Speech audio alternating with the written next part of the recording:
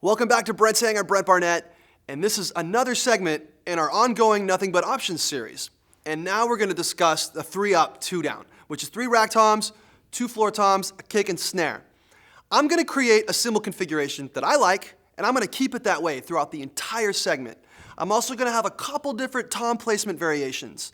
Now, everything on top is going to remain the same, but the ground is going to change. What we're focusing on here is how adaptable Gibraltar is in any situation and how you can use it to customize your setup.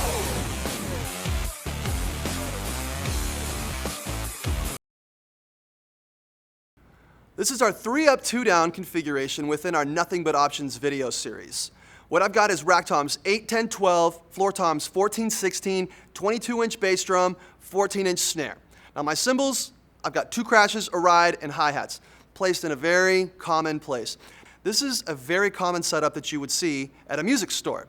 So what I'm going to do is I'm going to add a bunch of cymbals to this setup. And I'm going to show you a variety of different hardware combinations that you can use to maintain the exact same cymbal configuration. I'm also going to play with the tom placement a little bit and make sure all the cymbals stay the same. In option G, we have our primary tom configuration, which is 8, 10, 12 toms right across the front. Now, we're using a full 3-sided rack on this one. We've got the GCS 300C, which is the front basic curved rack, and we've got 2 of the GCS 150C side extensions, one on each side connected to the front curved rack. Now, there are multiple benefits to using a 3-sided rack for a kit that is this size. One, you're saving on a lot of floor space. There's a ton of stuff mounted on this thing and only 4 feet on the ground. 2, it's extremely sturdy. Even though you're mounting a ton of stuff on there, you're not going to lose any stability. 3, setup and teardown is fast relative to the size of the kit that you're playing on here. All you're doing is turning a few wing nuts, inserting some booms, and you're done. 4, it has a really clean, slick look. 5, you have plenty of room for expansion. 6, everything is in the same place every single time you set it up. You don't have to worry about it moving. You don't have to worry about pulling stands or pushing them further away from you. They're always going to be right where you need them. So now let's talk about our core. We got our 8, 10, 12, 14 floor, kick, and snare set up as our core. Our 8, 10, and 12 toms are all mounted to the front crossbar. My main crash on the left is mounted out of the front leg. My secondary crash is mounted right to the crossbar. Now my splash is in between the 8 and the 10 in my favorite spot, and I'm mounting it directly off the front crossbar.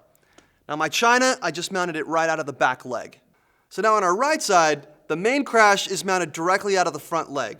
The ride cymbal is mounted off the crossbar, the secondary crash is mounted off the crossbar, and our hi-hats are mounted off the crossbar. I'm using the SC4425XH MB, which is a boom arm that goes right into a down tube. Now our china is mounted directly into the back leg. So one of the main benefits of using a rack is it cleans up the floor. There's no longer any cymbal stands with tripods competing for space. If you want to take it a step further, you can remove the tripods from a hi-hat stand and your snare stand by using a no-leg hi-hat stand and a no-leg snare stand. One of the benefits to using a no-leg snare stand is not only that it cleans up the floor, but it's extremely sturdy because it's locked into the rack. A lot of times when you play, the snare stand will move around on you, but with it connected to the rack, it's not going to go anywhere. With using a no-leg hi-hat stand, other benefits is that it's extremely sturdy, it's locked in the same place, and there's no tripod to interfere with your double pedal. I connected the no-leg snare stand to the rack by using pretty much the stealth assembly, the 30-inch bent bar with 2 right angle clamps, the mini T-leg assembly, and the Ultra Adjust snare basket. So I connected the no-leg hi-hat stand to the rack using the SC-EA100, which is an extension arm with an adjustable clamp on the end. Option G1 is our secondary tom placement configuration, where the 8 and the 10 are way on the left-hand side, and the 12 is where the 8 and the 10 used to be. Now we're still using a 3-sided curved rack. Since we're still using the 3-sided curved rack, it's got plenty of mounting space on it. So I was able to keep all the cymbals in the exact same place with only just a few minor adjustments to move the toms over. So let's have a look at our core, because everything has shifted. We've got the 12-inch tom, the ride cymbal now joined us, 16-inch floor tom, kick, and snare. So the 12-inch tom is mounted to the crossbar, right next to where my splash is mounted. My main crash is mounted directly out of the front rack leg, and my secondary crash is mounted to the side crossbar. My 8 and 10 inch toms are mounted as accent toms, and I'm using the double tom mount SCDP to mount them into the back rack leg. The china is mounted into the clamp that's in the back of the double tom mount. So on my right side, I've got my front main crash mounted directly into the rack leg. My ride cymbal is mounted off the crossbar and is positioned right over the bass drum, so it's very comfortable for me to play. The main crash is still mounted out of the front leg. The secondary crash, the hi-hats, and my china are all still mounted in the exact same spots. The no-leg snare and hi-hat stands are great options to use in this setup as well, just as I did in option G. Well, that's it for this segment. Thanks for watching.